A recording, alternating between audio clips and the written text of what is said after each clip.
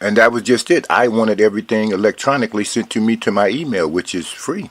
I mean, it doesn't cost anything to do that, does it? I didn't want any paper-generated information. There is no obligation in the data practice law for us to send electronically, and furthermore, we don't have a policy that allows us to do that. Hello? Hey, James, how are you doing? This is Mark Bruley, Brooklyn Park Police Department. Good morning.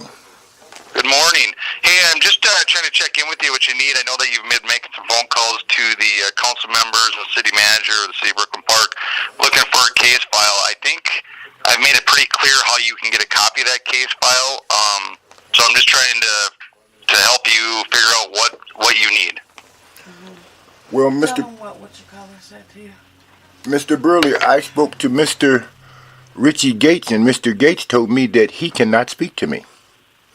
That's correct. My advice to him is to not have contact with you gentlemen. I told all the council members and the city manager. Your request is specifically related to a criminal case that is open and active and proceeding through the court system. To be able to get a copy of all the evidence, which you have a right to do, you'll get that through the prosecutor. That is a normal procedure that everybody has to follow. We are not allowed to give you a copy of a report or any evidence. That has to come from the prosecutor. Just like you're not allowed to charge for that readily available free information? I don't even know what you're talking about. Not supposed to charge you. You're not supposed to be charging for readily available information pertaining to a person's case. Am I correct? We don't charge for the information. At times it's allowed for us to charge when we have to put it on a disc or put it on a certain DVD to give you. So there is limited charges at time for police reports, for the copy of the paper, that kind of stuff. We don't charge you for the information. We charge you for the paper it's on or the DVD that it's printed on. And that was just it. I wanted everything electronically sent to me to my email, which is free. I mean, it doesn't cost anything to do that, does it? I didn't want any paper-generated information. There is no obligation in the data practice law for us to send electronically, and furthermore, we don't have a policy that allows us to do that. We can't secure that information. We don't know what email we're sending it to, and that is not how we do practice here. Maybe in the future it's something we can look at doing, but as of this point, Brooklyn Park does not email data practice information. So it's not an option. Doesn't know the policies correctly. It seems like, Mr. Bruley, everybody's not on the same page over there at the Brooklyn Park Police Department. And the prosecuting attorney, everybody seems to be on a different page over there. Well, that'd be your interpretation. I think everybody I speak to is on the same page. Mostly, it is a big organization, and at times people and staff can get confused. But if you have specific concerns about somebody not following the rules, just contact me directly and let me vet through it to make sure that we're doing things the way our policies say we should be doing things. When I tried to contact you very nicely, very precisely, and very professional, you gave me a go-to-hell letter. You remember that go-to-hell letter you sent me? I don't think it said go to hell, but I know it sent you some sort of letter. Oh, you know you sent me some sort of letter, but you don't remember what you sent. Some sort of letter. That's correct. Do you always send out some sort of letters when people calling about readily available information pertaining to their case, Mr. Chief Bruley? Not always. Oh, okay. Just when it's like this. Oh, you only do this to poor black, falsely accused James Campbell, huh? Well, one, I didn't even know you're poor. Two, I didn't even know you were black. I don't know who you are. So, to be honest with you, the only information I have about you is when you call continuously making requests, and that's why I've told the council members not to have contact with you about a case like this. You can call me if you wish to get information, or if you think we're not following the rules of data practices, and I can do an investigation. But I can tell you I'm well aware of all the requests that you've made up to this point, and I am confident to say that the city has followed all the procedures that we have in place. There's nothing else I can give you. I know you want a copy of your current open active criminal case. I'm encouraging you, and I want all of my information. Mr. Bruley, we go back. Remember, you and I go back to the theft of the $28,000 that Detective Brown was supposed to be investigating on. Yeah, that's been resolved too. That case is absurd. No, don't talk. Excuse me, it's been. Don't talk to him about it. Oh, that you said that case is absurd, right? That's correct. You said that's absurd, right? Yeah. Yeah, your allegations that case wasn't investigated is over with. I'm done with that case.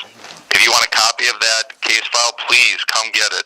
What I find absurd, Mr. Bruley, is that you told a city council member not to speak to me, Mr. Richard Gates not to speak to me. You told him that? Yes, that's the information that they've been given, correct. Who is you? Is he a director or what is he? If you have concerns, what is that's Mr. why I'm calling you and reaching out to you. If you have concerns, do Mr. please Gates, call me. are you Mr. Gates' boss, Mr. Burley? I'm not. I'm the deputy chief of police. So you're not Mr. Gates' boss, right? I am not his boss, no. Okay, so what makes you feel that you need to tell him not to speak to a person that has information and pertinent information about his situation? Mr. Gates is his boss. Mr. Gates is your boss, isn't that correct? It's subjective. I mean, technically, he is a council member who oversees the department heads, but the chief of police is okay, my so boss. let me ask you this here, Mr. Burley. What makes you think that you can tell him what to do when really he's telling you what you need to do? It doesn't work like that. Oh, it doesn't work like that. Mr. Burley, how it works. Mr. Burley, what? If you stop talking long enough, I'll explain it to you so maybe you can understand it. Okay, you have a good evening, Mr. Burley. Okay, Tuesday, May 8th, 2018. That's 9:59 a.m. Calling Brooklyn Park Deputy Chief of Police Mark Bruley.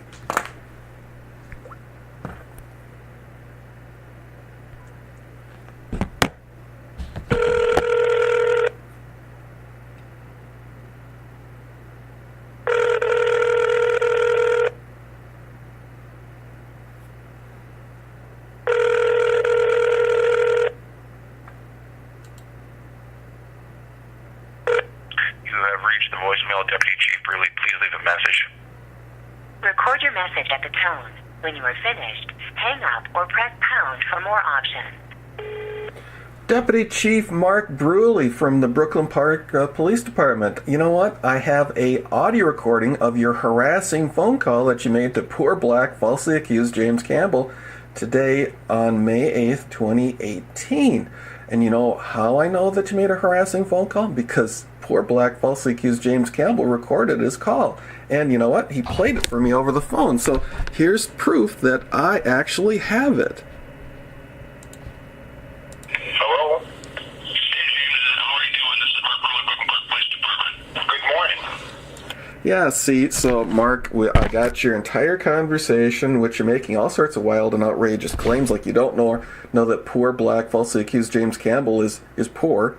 Even though you know the false accuser is the owner of the apartment that James rents from, a low-income housing development.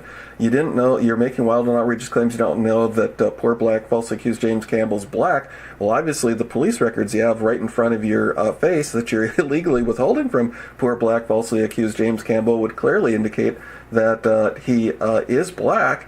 And poor black falsely accused James Campbell, you told you didn't know anything about. You couldn't electronically transfer this information to him, even though on poor black falsely accused James Campbell's signed informed consent form that he signed and dated on 4/6/18, it clearly states your policy on there. It says copies and electronic transmittals of data will be assessed a fee commensurate with the actual costs of searching for and retrieving the data and making, certifying, and complying and mailing the records. Procedure to access government data from the City of Brooklyn Park public document dated July 2017. So obviously you do electronically transfer data. And in fact, poor black falsely accused James Campbell has a snail mail go to hell email that you sent to him. And that's part of the information that I sent to Judge Mel Dickstein. So apparently you're all upset that I've contacted him, and then you're also saying that you're ordering your boss, the city council members, not to speak to poor black falsely accused James Campbell. And didn't you also tell them not to speak to poor black falsely accused James Campbell because you said he was going to sue you? Oh, and why was that? Oh, that's right, because you sabotaged the theft case, the case for the theft of his $28,000, and you're harassing him over that readily available free electronic information too, which you snail mailed to him, certified mail.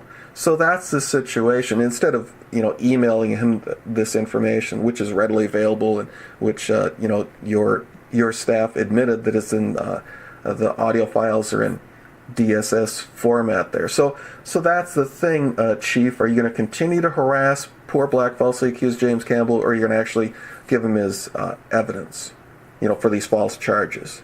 Terry Nemmers, 320-283-5713. You know what? I'm thinking I better call up Judge Dickstein again and let him know what you're up to.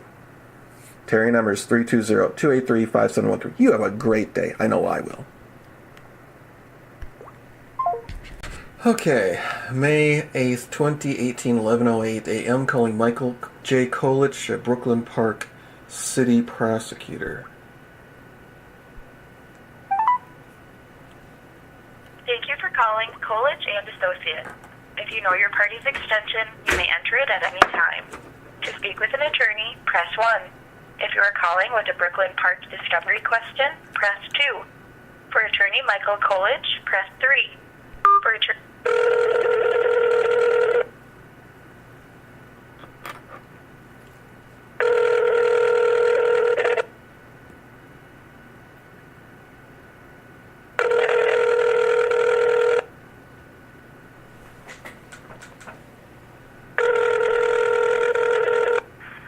This is Mike Kolich. I'm sorry I missed your phone call. Please leave your name and number, and I'll get back to you as soon as I possibly can. Thanks for calling. At the tone, please record your message. When you have finished recording, simply hang up or press pound for further options. Yes, Brooklyn Park City Attorney Michael J. Kolich. This is Terry Nemmers, 320-283-5713. It's Tuesday, May 8th, 2018, 11:09 a.m. I think I've given Deputy Chief of Police Mark Bruley from the Brooklyn Park Police Department enough time to contact you, inform him that I do have a recording of him trying to harass and intimidate poor black falsely accused James Campbell, the guy that's been falsely accused in case number 27CR189316. And your harassing deputy chief is making all sorts of wild and outrageous claims, there's no policy that allows Brooklyn Park to electronically transfer information to poor black James Campbell. Here we go. And that was just it. I wanted everything electronically sent to me to my email, which is free. I mean, it doesn't cost me anything to do that, does it? I didn't want any paper-generated information. There is no obligation to have Brooklyn Park to send electronically, and furthermore, we don't have a policy that allows us to do that.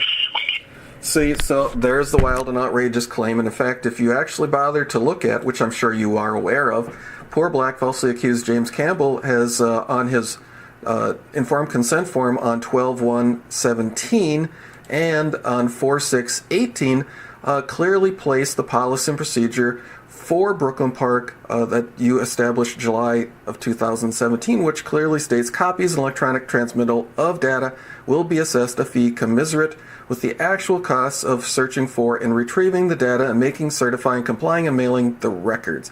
Procedure of access, government data from the City of Brooklyn Park, public document, July 2017. So I'm thinking this is in retaliation for poor black falsely accused James Campbell reporting your harassment and malicious prosecution to the city council members, which of course Mark Bruley tells poor black falsely accused James Campbell that he's ordering the city council members not to speak to poor black falsely accused James Campbell. Apparently the servant thinks the master should be ordered around. So this is the problem. Didn't your Mark Bruley also advise the city or order the city council members not to speak to poor black falsely accused James Campbell because you made the wild and outrageous claim that poor black falsely accused James Campbell's filing a lawsuit? Yeah, see, that's the thing. Is you just changed the little retarded story, didn't you? But it's still the same obstruction of justice, same harassment, still willful refusal to comply with the Minnesota Data Practice Act. Oh, and by the way, I will be contacting Judge Mel Dickstein again about your harassment, obstruction of justice, willful refusal to comply with the Minnesota Data Practice Act, and probably trying to intimidate a potential witness, because I'm thinking that poor black James poor black falsely accused James Campbell might be filing a criminal complaint, right? So again, Terry number is 320-283-5713. You have a wonderful day. I know I will.